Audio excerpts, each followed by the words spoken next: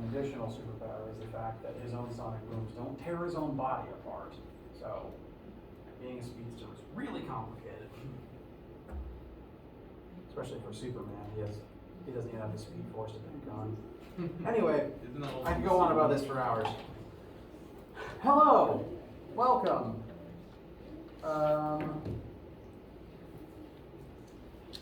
Minor announcements. Grading tests is going well. The grades are coming in where I expected them. Everything's going fine. I realize I have told you a few times not to worry, and I realize no matter what I say, you're gonna worry anyway, because no matter what I say, I cannot dictate your feelings and emotions, and that is fine. You will feel what you will feel. I will just present with you the fact that the grading is going well, things are gonna be fine. That said, this is the single biggest stack of tests I've had since I was a teacher at PC. I've usually had like 30 to 50 students. This semester I have like 75, so it's taking me a while. As such, I might not be done till next Monday. As a result, my plan for next Monday is at least partially to give tests back. We'll spend time talking about the questions, some things that I noted that I think everyone should know. And additionally, that is the night that Chapter 6 homework is due. The 6 quiz and homework are due at midnight at the end of the 8th. So additionally to tests being given back, we can talk about any homework related questions that day as well. So that day will mostly be for that reason. For this week, both today and Friday, we're going to begin Chapter 7, which is about rotation, which is itself pretty different to what Chapter 6 was about, so we are done with Chapter 6. We're done with momentum for now. So you're gonna be working on the homework, on your own time with your classmates if you want. If you have any questions, do still please ask me in class, even if it doesn't seem relevant. I want to talk about them. But at least in terms of learning, we're now moving towards rotation, and we'll talk about that at the very least. Today and Friday, we might take a pause to talk about we will take a pause to talk about the test next Monday. And then we'll conclude Chapter 7 next week before moving on to Chapter 8. How do you guys feel? Yes? Your Chapter 8 is going to probably be done before Thanksgiving break? My hope is to have Chapters 8 and hopefully 9 done before Thanksgiving break. I forget which one 9 is, but I wanted to cover it. That's a question for later. So yes, at the very least 8.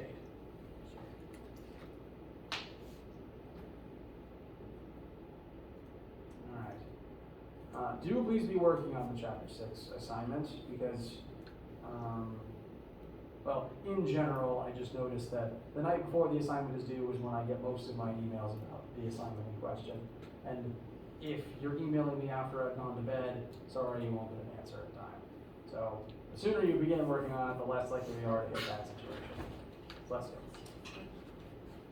Today we'll be talking about rotation, kind of literally stepping into a slightly different world. So any questions before we begin that, both either random or course related?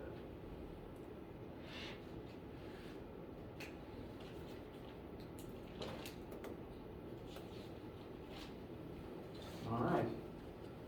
Do please ask any inquiries you have at any time. And make sure I hold that slide. So, Chapter 7 is going to be about rotational motion. And this represents kind of a departure from, okay, no. I am too scatterbrained for this early.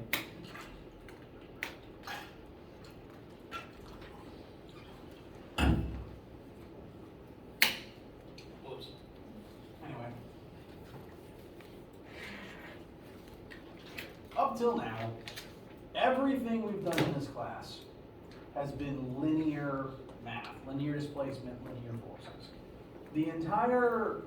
The primary premise of this specific physics class, as opposed to say 1510 next semester, is motion and forces, things that make our world physically move on the scale that humans exist on. So we've been learning about motion and all the facets of motion and things that make things move, but we've mostly been doing that in straight lines. Most of our questions have been one-dimensional, maybe two-dimensional, mostly straight lines.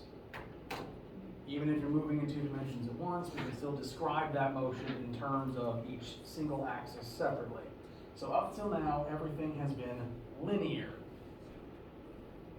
Excuse me. Notice the root word line of or referring to lines. Rotational motion, meanwhile, is a bit of a departure. As an example of this is a highly scientific implement, colloquially referred to as a bike tire. And is this tire currently moving? Is this tire moving, displacing in a straight line through space? No. Up till now, all movement has been accompanied by some linear displacement that you could measure in meters as something moves forward in some direction. This is categorically moving, but it's not translating, it's not displacing through space. So there's some other way to describe this motion. You can rotate without displacing linearly. Similarly, you can displace linearly without rotating. In fact, most of our examples have not involved things spinning. And to further muddy the waters, you can do both at the same time. The whole point of a tire is to spin and move forwards at the same time. So linear motion and rotational motion both exist separately and can coexist, which is kind of weird. But since you can have one without the other, we do need some separate categorizations for rotational motion. And we're going to begin looking at those differences and those similarities and what we can do in understanding them. Now, this might seem kind of off topic at first, but is everyone in the room familiar with, in some movie, TV show, or book series that you've read, the idea of a parallel universe where everything is similar but kind of different? Like the mirror universe in Star Trek where Spock is evil and has a goatee, or I grew up with Transformers. They have a mirror universe where the Autobots are evil and the Decepticons are the good guys, and everyone's personality is inverted. Some sort of parallel world where it's similar but kind of wrong. I bring this up because all the linear stuff we've done so far is kind of like our universe. The human mind tends to think of motion linearly. We're more easily able to recognize straight lines than we are the math behind spinning. At least in my experience, straight lines are easier than calculating rotation. So we can consider our world the linear world. And there is adjacent the rotational world, where everything has an exact mirror duplicate counterpart, but everything's different. It's the same, but different. And we're going to begin exploring that parallel world together. I do want to briefly acknowledge, I'm going to use the word rotational and angular interchangeably. They both refer to the concept of spinning, the motion of spin. And the words are interchangeable in my own brain, so I'm going to swap between them kind of at random. I want to address that they are the same thing before I switch and someone else has to ask. So, every linear thing we've talked about, even more than just these three on the board already, has an angular universe counterpart. And those counterparts work the same way as their linear versions. The primary difference is that we're replacing linear meters with something else. So let's start with the first of these counterpart pairs. Linear displacement, if it's delta t, delta x, whatever you want to call it, it's a straight line displacement from point A to point B that we measure in meters. Now in the case of that wheel that's staying completely still, or rather, this wheel that is not moving forwards but is still spinning, we need some other measurements to categorize by how much it spins. And we have lots of ways of describing that. All these spokes are identical, so just pay attention to the one that my hand is on. If I rotate this wheel like this, how would you categorize the magnitude of that rotation? 90 degrees. Are there any other ways you could categorize that? Or numerically measure that? Just back and forth between these 2 points. 1/4 of rotation. 1/4 of a rotation, so that's at least 2 metrics we can put on it. And those are both equivalent metrics. 1/4 of a rotation is equal to 90 degrees. There's one other metric that is the one we're going to be using most often, and that's radians. Does that word cause anyone distress? Because I've had some students who've had previous geometry classes who hate radians, and I'm sorry to say that's the unit we're going to be using mostly. Now, the 90 degrees, the quarter rotation that pops into your head, they are scientifically correct. Those are ways that you can measure angular displacement. So delta theta is, I'm going to refer to it as angular displacement. That is its name. Thankfully, it's a nice self-explanatory name. And we are primarily going to be measuring that in radians, because most of the math that we end up doing will be based largely on the unit circle, which also might cause some bad memories for some people. At least some of my students in the past have expressed some frustration. Radians is just another different metric for magnitude of rotation. One rotation is equal to 360 degrees, is also equal to 2 pi radians. So on the unit circle, we can fill in every 90 degrees what the corresponding number of radians is. 0 degrees, 0 radians. Additionally, 360 degrees is 2 pi radians. 90 corresponds to pi over 2. 180 corresponds to just pi radians. And 270 is 3 pi over 2 radians.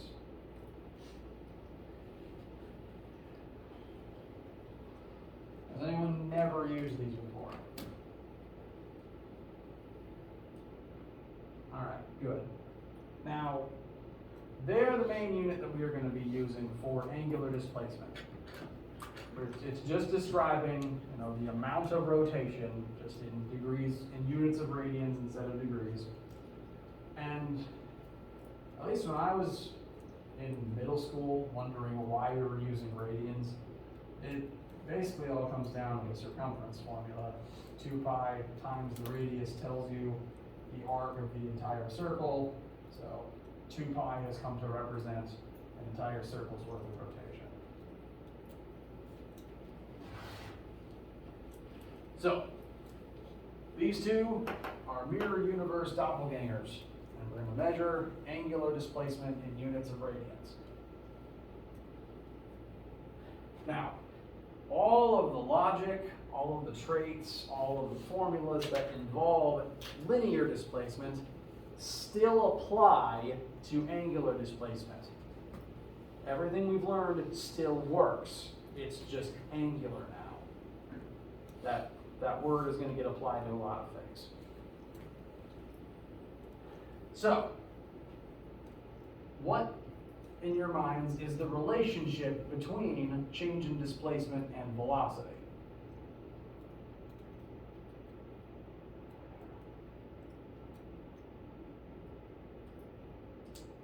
What is the first formula that you think of that relates these two things?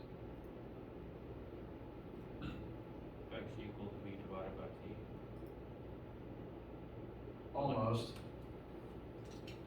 almost v equals x over t. Velocity equals change in displacement over time. That formula still works in the angular universe. Linear velocity is linear displacement over time. Therefore, angular velocity is angular displacement over time. The same logic applies, the same formula still applies, and the angular counterpart to linear velocity is angular velocity. Names are at least self-explanatory for now. What's a little less self-explanatory is the variable for angular velocity. Like I said, we ran out of Latin letters a long time ago, so this is a lowercase Greek omega.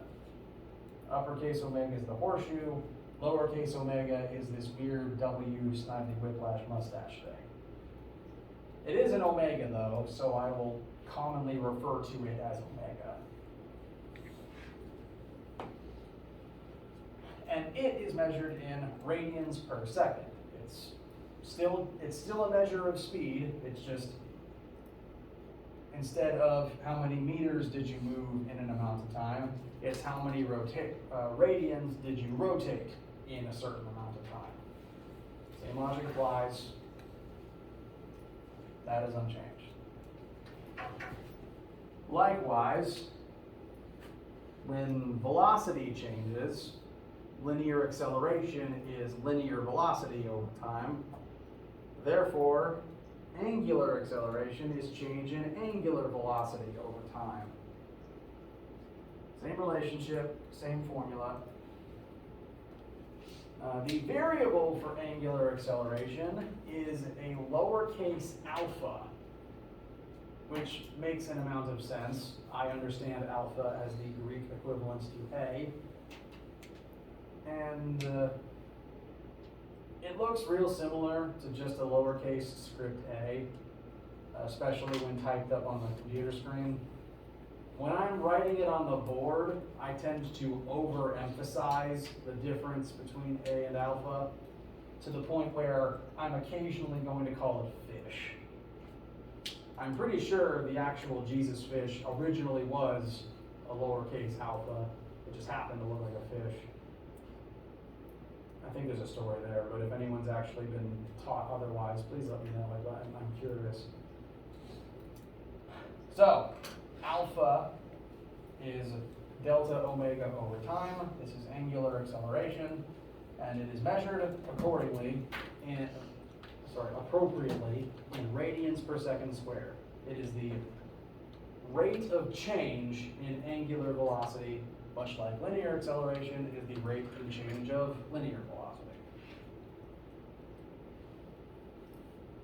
So, our angular variables are theta, omega, and alpha, or possibly theta, W, and fish.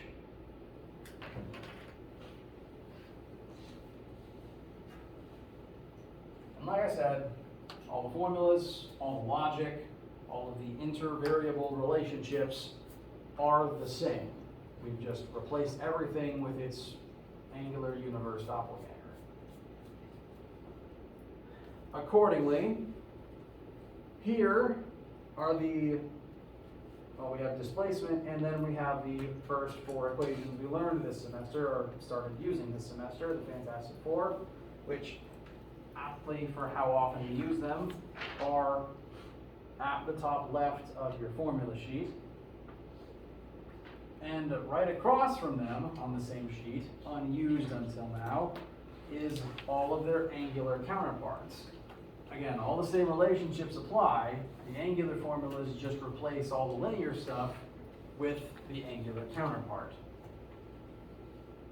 They're exactly the same otherwise.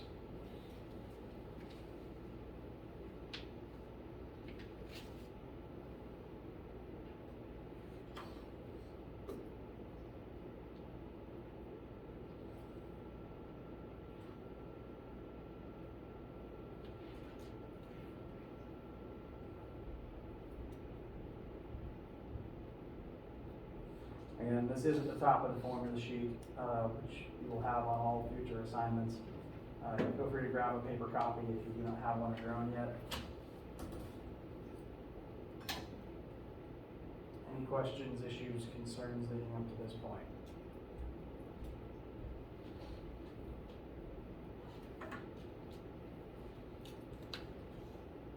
All right. If you were looking at this formula sheet, you might have noticed a column in between the linear and angular columns. And much like how in sci-fi where mirror universes exist, there has to be some sort of a gateway that leads from one universe to the other, or you can't have the story in question. Similarly, I guess the gateway in this case is we do have formulas that can translate a linear variable into its angular counterpart and vice versa. Because while they can exist separately, they also can occur at the same time. Again, if you think specifically about a wheel, if I rotate this wheel 90 degrees forwards, the wheel will simultaneously roll some distance forwards.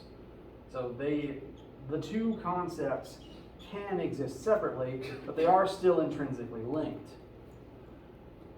So you can measure how far the wheel will travel with that rotation. And the more angles, the more radians you spin forwards, the farther you will also linearly move forwards. The number that actually does the converting, the actual value that turns one into the other, is radius. Whatever the object is that is currently rotating, its radius is the conversion factor between linear and angular. If we think specifically about the case of a wheel, if this wheel was bigger, 1/4 turn, it would roll a lot further. It would still be a 1/4 turn, but it would cover more ground. Meanwhile, if it was smaller, 1/4 turn, it wouldn't cover as much ground, and it would have to rotate more times to get to the same point. Specifically, if you say, I don't know how common these are anymore, like at a mall or a shopping center where they have the donation things where you put a coin in and watch it spin and eventually go into the coin receptacle.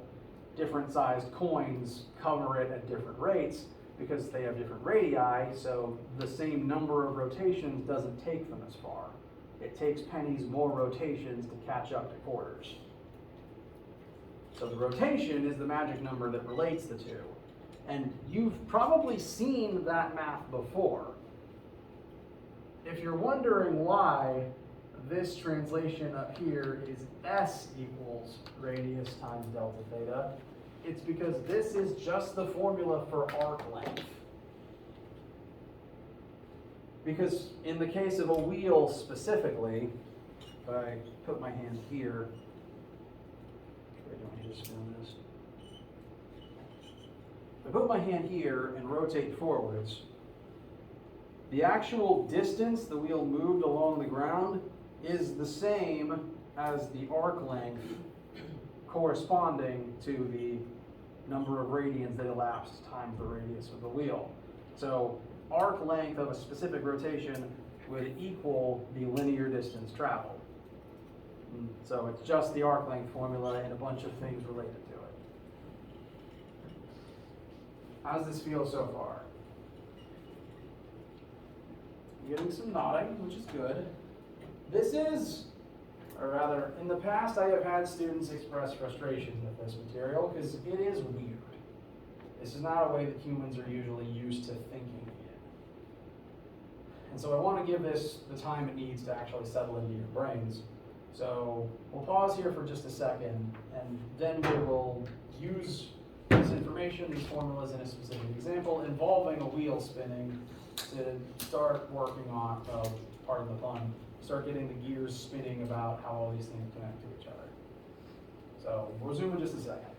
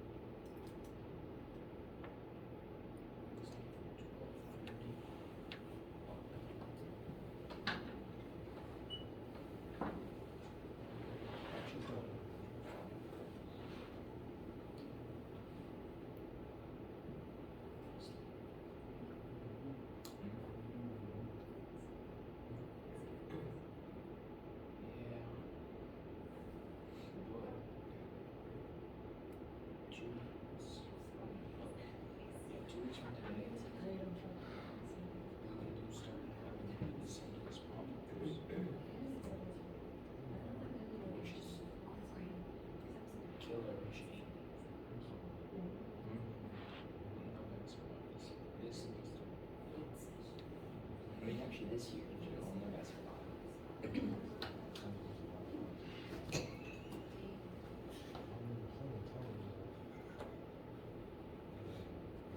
You're picking jokes, right? So Rob Fox is cool. How are you trained?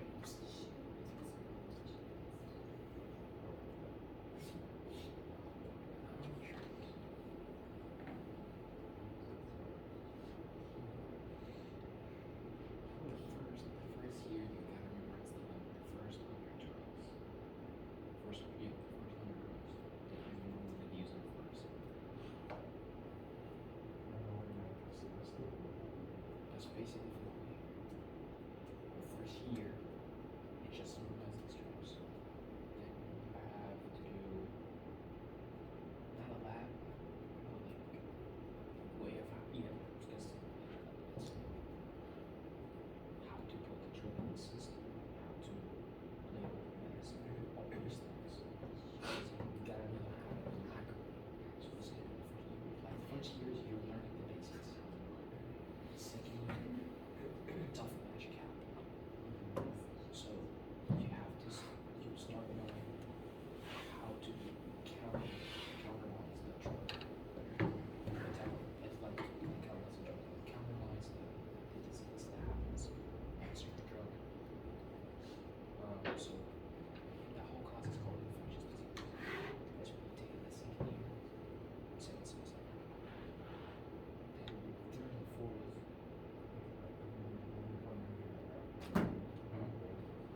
What? Yeah, third and fourth year.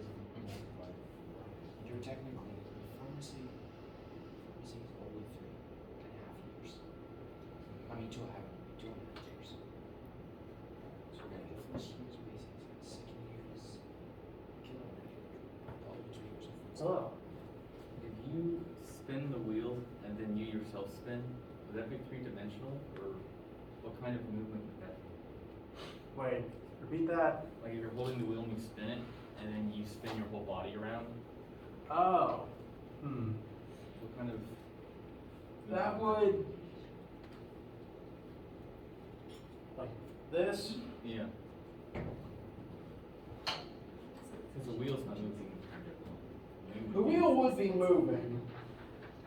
I suppose that would be, I mean, it'd be about the same as if you were on a fairground ride that was spinning and then you separately spun your own fidget spinner. that would be a rotation in addition to an orbit, which it wouldn't really be 3D spinning, it would just be spinning on top of spinning, like two separate spins that happen to correlate. Actually, if you want, I'd ask you to come up here and do this and tell me what it feels like.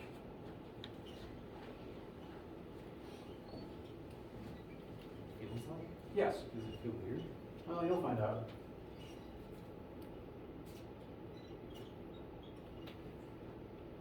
Oh, yeah, that's weird. Yep. Pulling down was hard. That's weird. So this is a fun fact we'll get more into later, but like how things want to keep moving in straight lines, momentum wants to keep things moving forward. Objects that are spinning want to keep spinning, and they want to spin exactly the same way. So any attempt to change it is met with very strange feeling resistance. If you want to try to feel it yourself, you can come up at the end of class.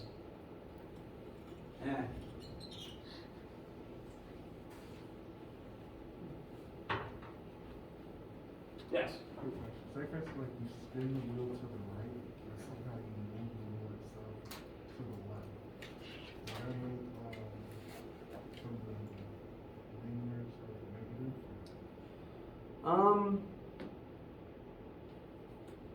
Technically, I suppose then the angular and the linear would just be completely separate.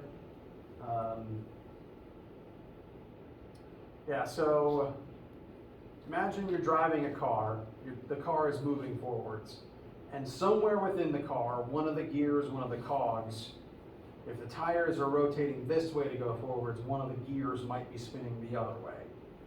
And that wouldn't affect its rotation, that would just affect where it is in 3D space. So that those two, that linear motion and that rotation would be separate things. There's a lot of weird cases with this, and I'm going to try to make the examples as intuitive as I can. I think in both of those cases, the motions it's kind of occurring separately. Like one would not immediately affect the other. But I'm going to try to make the examples as intuitive as I can, and not create some weird overlaps there. So, speaking of things rotating in cars, let's look at a specific example of that, because this is probably the single most often time that rotation affects your daily life. Most cars even have a rotations per minute gauge that tells you the angular speed of your tires. It's just most people don't really need or care about that information unless you're an automotive engineer or you're driving a stick shift. But it's there. Cars themselves are powered by angular rotation, angular velocity, angular movement in general. So let's look at a specific case now. We have a car, and we know some linear things about that car. The car is originally moving forwards at 29 meters per second. The user is going to hit the brakes, and the car is going to begin linearly slowing down. That acceleration is 1.75 meters per second. We're going to make that negative because we are slowing down. We're moving forwards, but our velocity is beginning to become more negative. We know the radius of the tires, and the first thing we're asked is, how many radians will each tire spin before the car stops? So what we ultimately want to know is delta theta for the tires over this period where we come to a complete stop. Delta theta is what we're going to be after. To pull some additional pieces of information from this question, we want delta theta, but we don't know it yet. We similarly don't know delta displacement either in the linear world. We know that as this car slows down, it's going to be moving forward as it does that. We just don't know by how much. Similarly, all of its tires are going to be moving forward as they slow down. Specifically, they will move some linear distance forward, But as this is happening, they will start at some original angular velocity, and they are also going to angularly decelerate until they come to a complete stop and they're no longer spinning. This will happen after they have rolled forwards, therefore this will happen after they would have continued to rotate some number of times. And that magnitude of rotation is what we're after right now. Now, we were told we want to know specifically this delta theta after the car comes to a complete stop. So we do know the linear final velocity is 0, and this shouldn't come as a very big surprise. If something's linear counterpart is 0, its angular counterpart is also 0. Because if you're not moving forwards, because you're not rolling, then you're definitely not spinning at all. So they are linked in that way. These will both be 0, so that's convenient for now. This means that delta theta is what we want. That is what we are after. We've listed the things that we know, the things that we want, possibly even drawn a picture that might help. So now is a good time to look at our formulas to see which ones might be useful. Delta theta is what we want, and there's several things up here that have a delta theta in them. If we look at the angular motion column, there's 3, well, this isn't really a formula, so I won't count that. There's 3 formulas that contain delta theta. Of those 3, I'm going to point out that this one has the same limitation as its linear counterpart. Linear velocity equals displacement over time only works if you aren't accelerating. Similarly, this one also only works when you're not accelerating. We know for a fact we're accelerating in this example, so this one is dead. But that does still leave us with these other 2 that we could consult instead.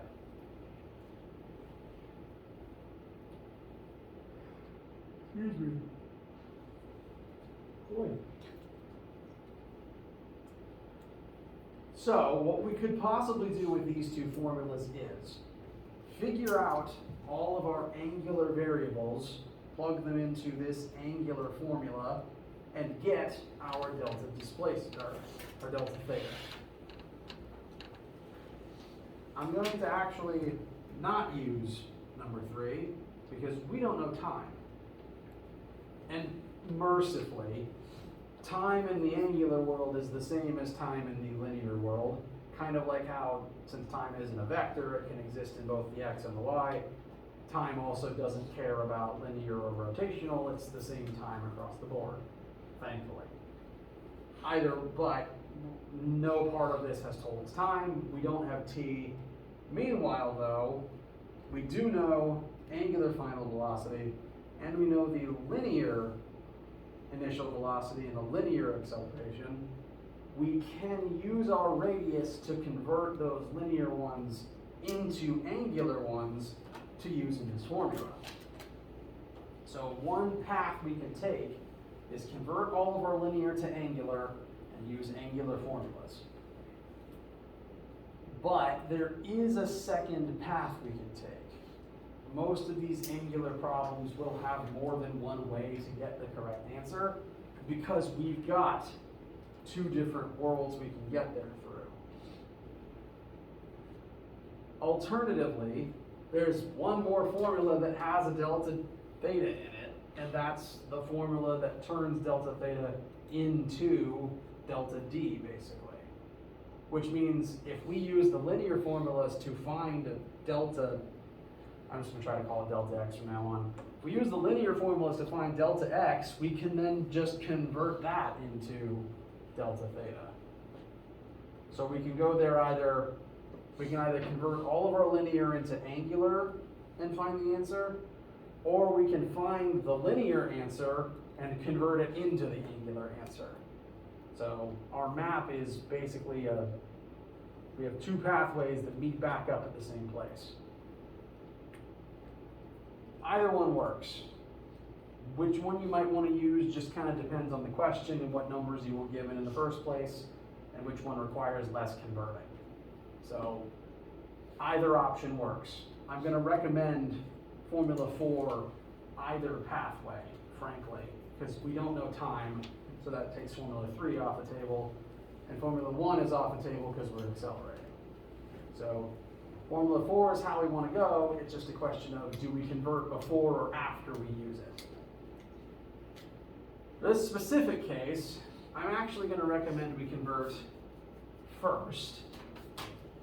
No, sorry, back up. I'm going to recommend we use the linear one because we already know every variable here except linear displacement. We don't need to convert anything to use this one, which means if we find delta x, we just have to convert that one answer.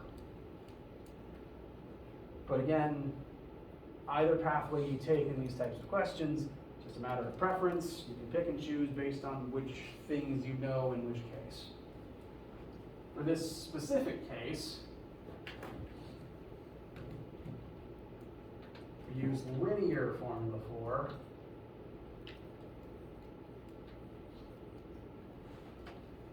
Our final velocity is 0. Our initial velocity is 29. Bless you. Our acceleration is negative 1.75. And our delta x is what we will solve for.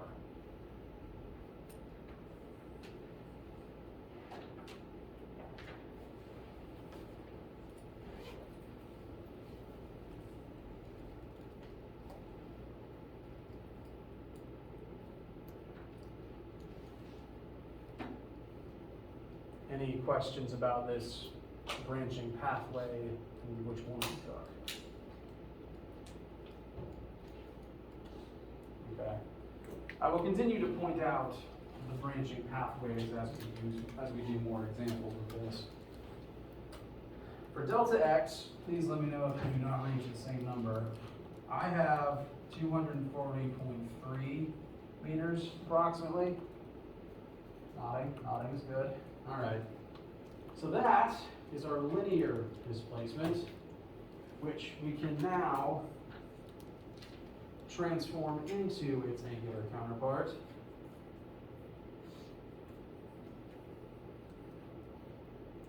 Using our conversion formula, the dimensional bridge, if you want.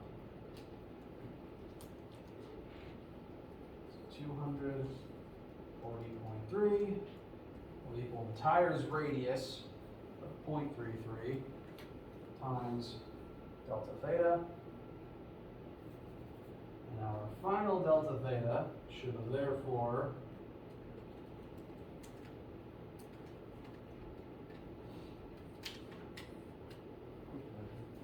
yes.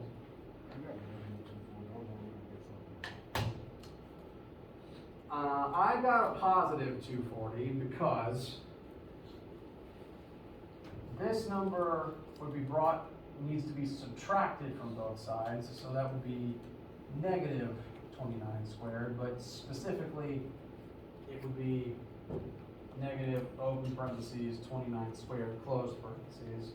So that would end up being negative very large number. I don't actually remember what it is. And then you divide by this other negative number, which should make it positive. And a positive answer makes sense because the car should be drifting forward as it slows down. It is slowing down, the acceleration is negative, but it still drifts forward as it does that. So a positive answer is what we're expecting. Similarly, our delta theta should come out as a positive number. I have approximately 728, almost said degrees, radians.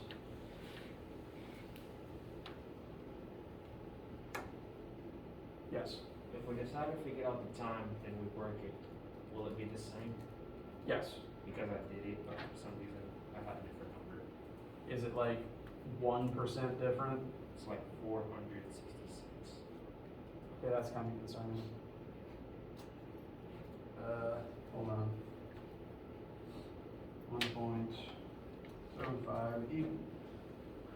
1.75 would equal negative 29 over time, time over, so 29 divided by 1.75. The time should be 16.57 seconds, Yes, sir. okay? If we use formula 3, then 29 times that plus 1/2 times negative 1.57 times that answer squared.